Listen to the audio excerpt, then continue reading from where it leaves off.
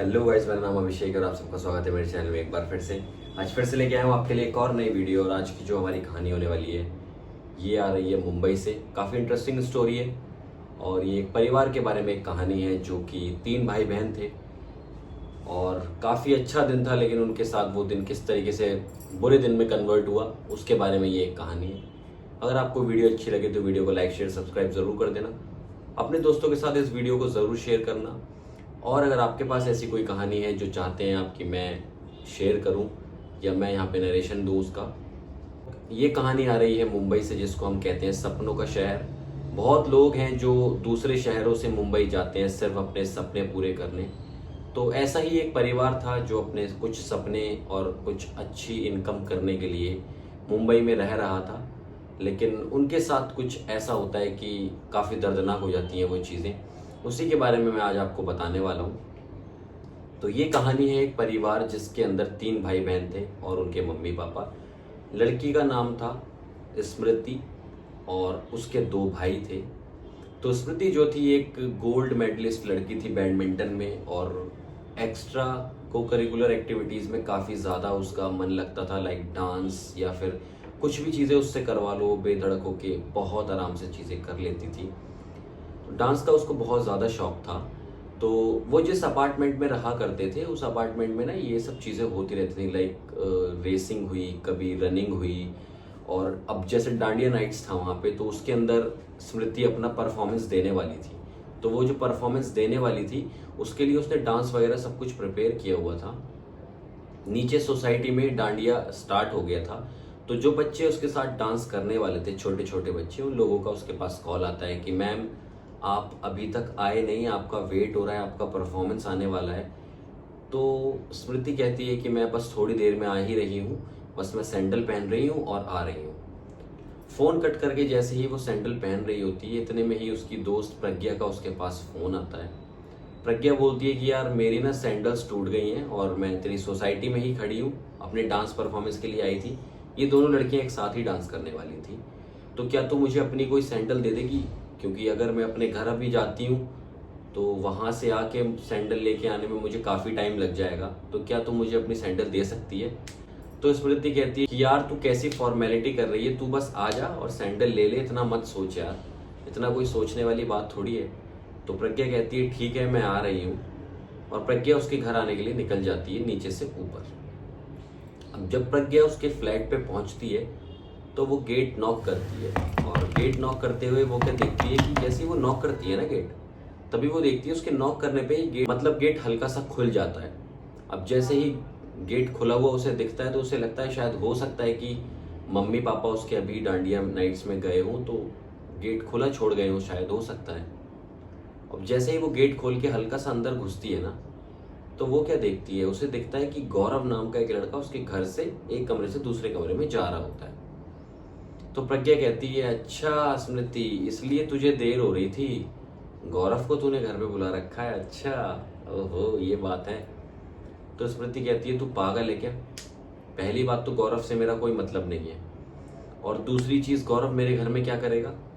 अब मैं आपको बता देता हूँ कि गौरव कौन था। गौरव एक इनके ही कॉलेज का लड़का था जो कि स्मृति को पसंद करता था, और उसने अपने प्यार का इजहार एक बार स्मृति से किया था। इसीलिए प्रज्ञा उसको इस बातों से चिढ़ा रही है, लेकिन स्मृति के मन में उस लड़के से रिलेटेड ऐसा कुछ भी नहीं था। अब स्मृति कहती है कि नहीं, गौरव मेरे घर में क्या करेगा। तो प्रज्ञा बोलती है नहीं भाई, मैंने उसे आगे वाले कमरे में अभी जाते हुए देखा है। स्मृति कहती है अच्छा मेरे घर में गौरव, और मुझे ही नहीं पता चला, मुझे भी दिखा दे कहाँ है वो। तो स्मृति और प्रज्ञा दोनों उस कमरे में जाते हैं जो कि उनके मम्मी पापा का कमरा था। वो पूरा कमरा अच्छे तरीके से देखते हैं, इवन अलमारी तक खोल के देखती है प्रज्ञा, लेकिन वहां उसे गौरव नहीं दिखाई देता। और उसे गौरव नहीं दिखाई देता तो प्रज्ञा बोलती है कि यार गौरव तो यहाँ आया था लेकिन अभी तो वो यहाँ नहीं है। अब उसका इस चीज को लेके बड़ा दिमाग खराब होता है कि ऐसा कैसे हो गया। अब प्रज्ञा क्या करती है, स्मृति के भाइयों को फोन कर देती है कि भैया यहाँ पे कुछ तो गड़बड़ है, मैंने कुछ देखा है यहाँ पे, आप जल्दी आओ। अब उनका घर जो था वो 8वें माले पे था, लेकिन उसके भाई ने सोचा कि कहीं कुछ हो तो नहीं गया, तो वो दोनों भाई उसके जो थे वो भागते भागते सीढ़ियों से ऊपर आ गए। अब वो सीढ़ियों से जैसे ही ऊपर आए, वो दोनों भाई हाँफ रहे थे। उनको हाँफता हुआ देख के प्रज्ञा बोलती कि भैया क्या हुआ, आप कैसे इतना हाँफ रहे हो? तो उसका भाई बोलते हैं कि तूने बोला था ना यार, तूने कुछ देखा, तो हमें डर लग गया इसलिए हम जल्दी जल्दी आ गए। तो प्रज्ञा उन्हें बताती है कि भैया मैंने आपके मम्मी पापा वाले कमरे में देखा है गौरव को।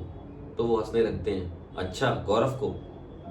अरे हाँ, गौरव से याद आया, गौरव ने स्मृति तेरे को प्रपोज भी किया था ना।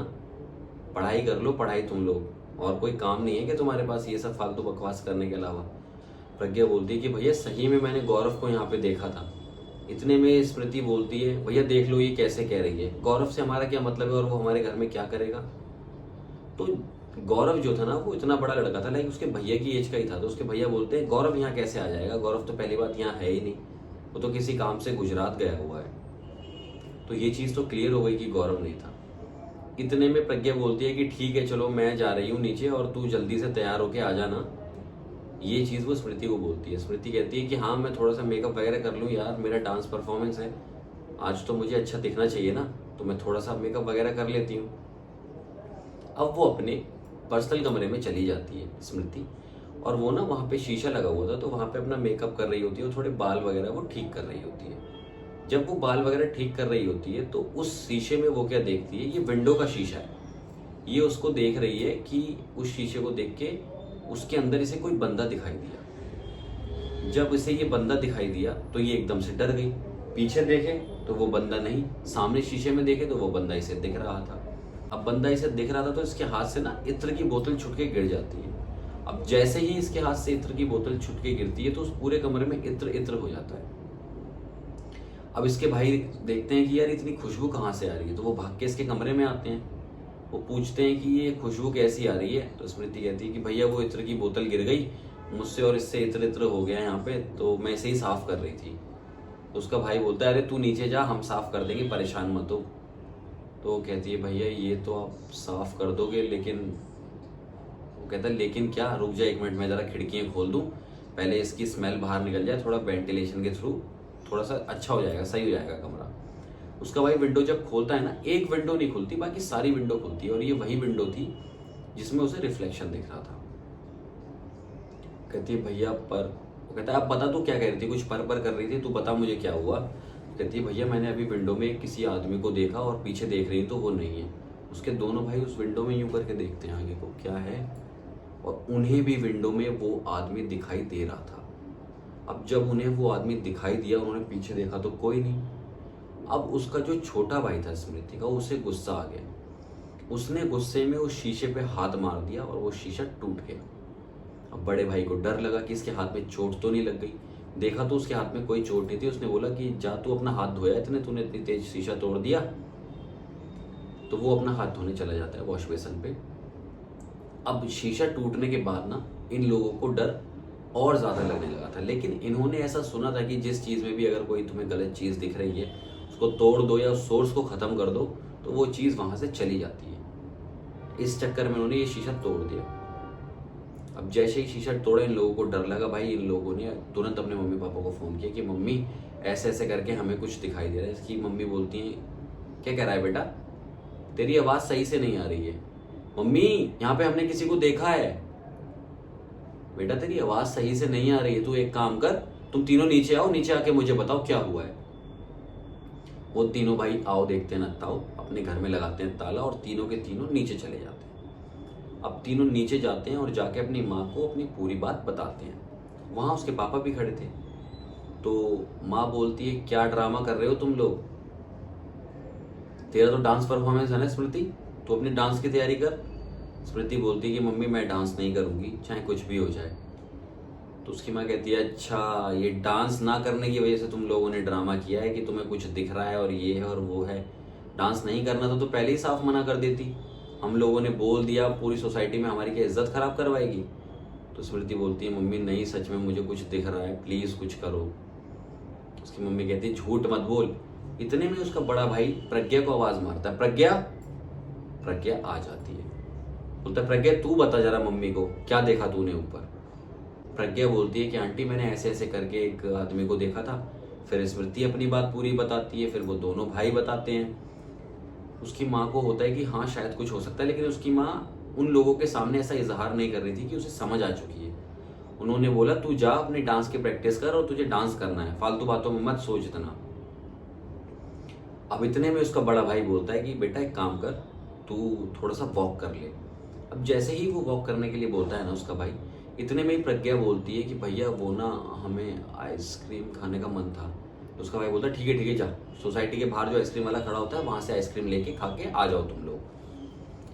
अब ये लोग दोनों पैदल पैदल जा रहे हैं, प्रज्ञा और स्मृति, आइसक्रीम खाने। अब ये लोग सोसाइटी के बाहर जैसे ही निकलते हैं, आइसक्रीम वाला ठेला लगभग होगा 50 मीटर दूर। तो प्रज्ञा तो आगे की तरफ चल रही होती है, चलते चलते स्मृति पीछे की तरफ चलने लगती है बैक, और पीछे चलते चलते वो थोड़ा तेज चलने लगी है। अब लोग इसे देख रहे हैं बाहर जो खड़े हुए वॉक कर रहे थे कि स्मृति बेटा कोई दिक्कत, कोई परेशानी, कुछ हुआ क्या।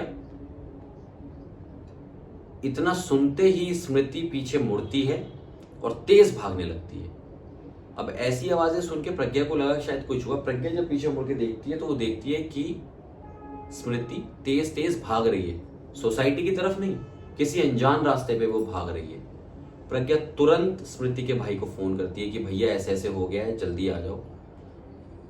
स्मृति का भाई बाइक लेके जल्दी से बाहर आता है, प्रज्ञा को अपने साथ बैठाता है और वो लोग उस आसपास के एरिया में अपनी बहन को ढूंढना स्टार्ट कर देते हैं। अब जब वो ढूंढ रहे होते हैं, ढूंढते ढूंढते उन्हें वो कहीं नहीं मिलती।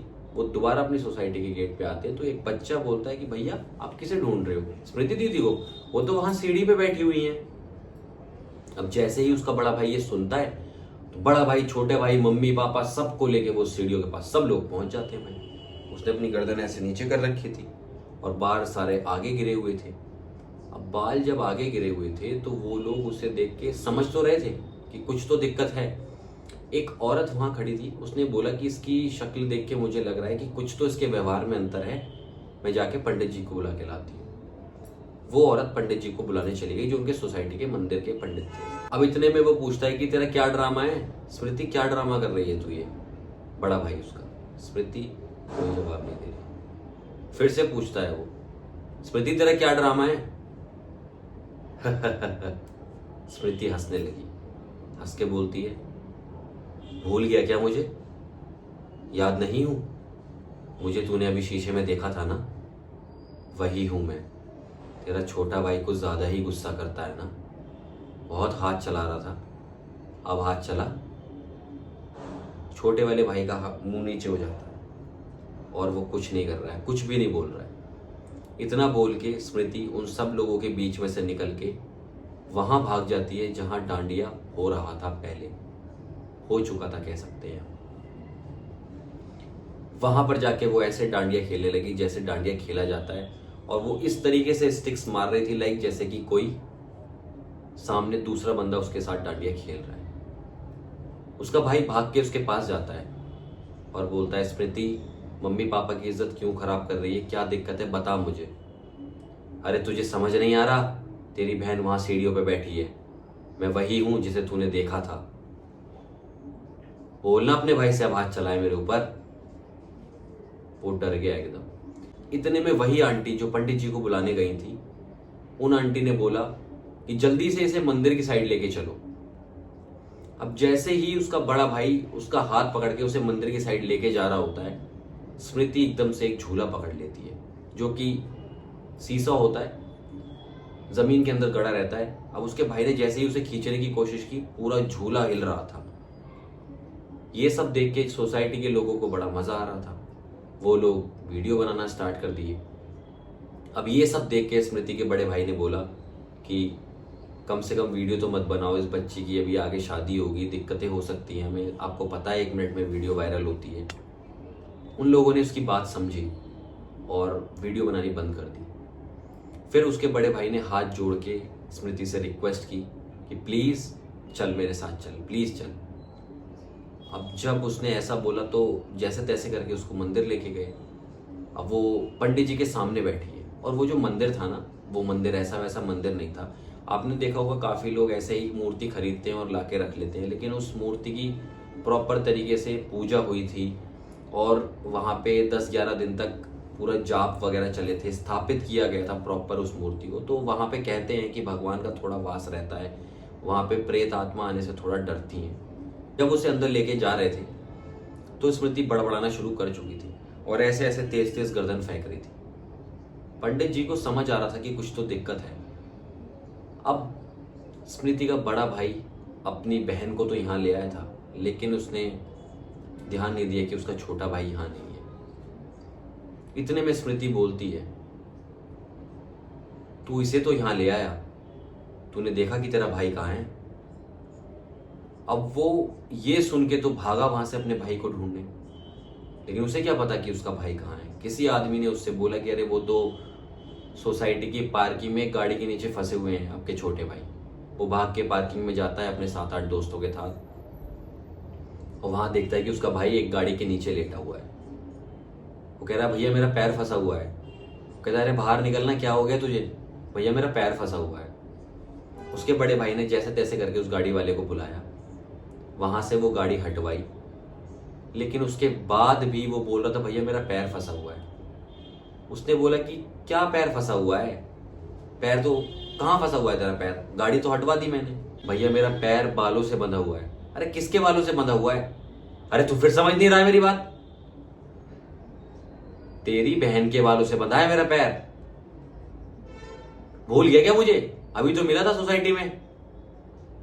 भाई वो फिर से डर जाता है, लेकिन जब उसने बालों वाली बात बोली वो वहां से भागा और उसने अपने दोस्तों से बोला कि इसका ध्यान रखना, मैं अभी आता हूं। वो पंडित जी के पास गया और पंडित जी से बोला, पंडित जी वो जो मेरा भाई है वो बालों के बारे में कुछ बोल रहा है। पंडित जी ने उसके घर वालों से परमिशन ली कि क्या मैं आपकी बेटी के थोड़े से बाल काट सकता हूं। उन्होंने परमिशन दे दी। तो जैसे उसके बाल लंबे थे तो इतने इतने बाल उसने, पंडित जी ने काटे लड़की के और उनको वहीं पे जला दिए। जलाने के बाद वो लड़की थोड़ा तो ठीक फील कर रही थी। वहां उसका भाई फंसा हुआ था, लेकिन वो अपने भाई को भी लेके आता है और उनका भी पंडित जी से उतारा करवाता है, तो पता चलता है कि वो दोनों ठीक है। अब जब वो लोग ठीक होते हैं, ठीक होने के बाद वो लोग घर आ जाते हैं। उसका भाई तो ठीक ही था, बहन की दिक्कत ज्यादा थी। घर लेके आते हैं तो स्मृति 3-4 दिन तक ना तो कॉलेज गई, ना उसने कोई काम किया, वो बस बेड पे ही पड़ी रही। उसे इतनी ज्यादा वीकनेस हो रही थी, बहुत ज्यादा। वो बस उठती थी, वॉशरूम जाती थी, कुछ खाती थी और फिर बेड पे लेट जाती थी। 3-4 दिन ऐसे ही बीत रहे थे। घर वालों को तो लग रहा था शायद ये सही हो गई है। उनकी ही सोसाइटी में किसी परिवार के यहाँ एक कीर्तन जागरण था। आपने सुना होगा काफी लोगों के ऊपर माता आती हैं, ऐसा बोलते हैं कि माता का उनके ऊपर दुआ रहती है या उनके ऊपर वो अपना दर्शन देने आती हैं, उस तरीके से जो होता है। ऐसे ही एक घर में यहाँ पर कथा वगैरह कुछ हो रही थी, तो वहाँ पे एक बंगाली औरत आई थी। उनको कहते थे कि उनके ऊपर माता आती है। वो अचानक से इनके गेट पे आती हैं, लेकिन अभी उन्होंने बैल नहीं बचाई थी, तो किसी को ये पता नहीं था कि वो गेट पे आई हैं। लेकिन शायद स्मृति को पता चल गया था। स्मृति अपने बेड से उठ के अपनी माँ के पीछे जाके खड़ी हो जाती है और वो ऐसे दुबक रही थी जैसे उसे किसी से डर लग रहा है। इतने में ही घर की बेल बजती है। जैसे ही घर की बेल बजती है तो स्मृति की माँ गेट खोलती है। जैसे ही स्मृति की माँ गेट खोलती है, सामने से बंगाली में वो औरत कुछ बोलती है। तो उन लोगों को ये बात समझ नहीं आ रही थी, ना उसके भाइयों को ना उसकी माँ को। उनके साथ जो औरत आई थी उन्होंने बोला कि आपकी बेटी पे अभी भी कुछ है। उन्हें देखकर वो खेलना शुरू कर चुकी थी स्मृति। बाल अपने जोर जोर से हिला रही थी। तू यहाँ क्यों आई है? मैंने तेरा क्या बिगाड़ा है? तू क्यों मेरे रास्ते में आ रही है? मुझे अपना काम करने दे और तू अपना काम कर। अब माता जिनके अंदर आती थी वो बोलती है कि तू इस बच्चे के पीछे क्यों पड़ी है, बंगाली में, क्योंकि वो औरत ट्रांसलेट करके बता रही थी उनके साथ जो आई थी। उसने बोला कि ये लड़की मुझे पसंद है और मैं इसे अपने साथ लेके जाऊंगी। तो माता बोलती है कि तू इसे कैसे साथ लेके जाएगी, कैसे तू इसके ऊपर आई? उसने बोला कि मुझे इसकी सुगंध पसंद है। आदमी की आवाज में बोल रही थी ये लड़की, पूरी आदमी की आवाज में। उन्होंने बोला सुगंध? इसके हाथ में तो कोई मेहंदी नहीं लगी है। इत्र की खुशबू है, वो मुझे पसंद है। इसके बाल खुले हुए थे, इत्र की खुशबू थी, इसलिए मैं इसके ऊपर आया और अब ये मेरे साथ जाएगी। तो माता बोलती है मेरे होते हुए तो तू इसे अपने साथ नहीं लेके जा पाएगा। अगर इसके मेहंदी लगी हुई होती तो मैं समझ भी लेती, लेकिन ऐसे तुझे नहीं छोड़ूंगी। फिर माता अपने कुछ मंत्र पढ़ती हैं और इतने में ही वो लड़की पस्त होकर उनके आगे सिर टेक देती है और बोलती है कि मुझे जाने दे, मैंने तेरा कुछ नहीं बिगाड़ा। माता ऐसे ऐसे करके कुछ हाथ हिलाती हैं और यूं करती हैं तो वो लड़की पूरी एक तरीके से बेहोश हो जाती है।